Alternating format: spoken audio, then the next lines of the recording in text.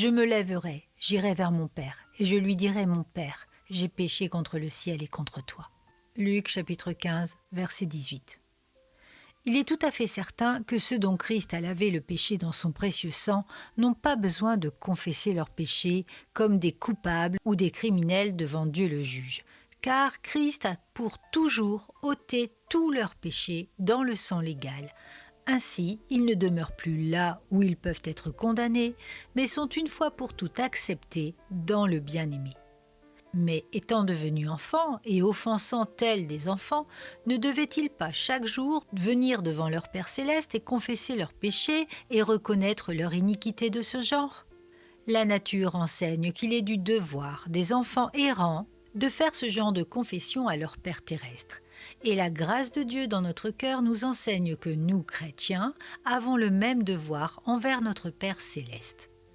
Quotidiennement, nous l'offensons et nous ne devrions pas demeurer sans le pardon quotidien. Car supposons que mes transgressions contre mon Père ne lui soient pas tout de suite portées pour être lavées par la puissance de purification du Seigneur Jésus. Quelle en sera la conséquence ? Si je n'ai pas cherché le pardon et été lavé de ces offenses contre mon Père, je me sentirai éloigné de lui. J'aurai peur de le prier. Je deviendrai comme le fils prodigue qui, quoiqu'encore un enfant, était bien loin de son père.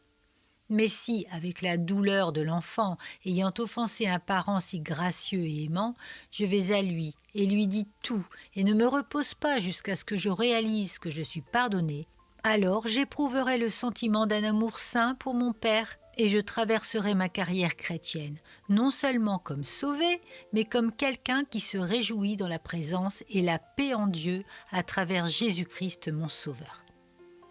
Il y a une large distinction entre confesser son péché en tant que coupable et confesser son péché en tant qu'enfant. Le sein du Père est l'endroit pour les confessions de pénitence. Nous avons été lavés de la souillure de notre marche quotidienne d'enfants de Dieu.